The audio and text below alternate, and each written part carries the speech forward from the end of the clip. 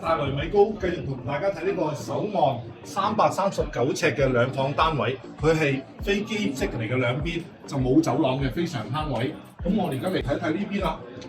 首先入嚟呢度就係呢個3合1露台，會放埋個冷氣機、散熱器，維修非常方便。咁我哋入嚟呢度就係客廳，一邊可以放電視櫃，另一邊可以放梳化。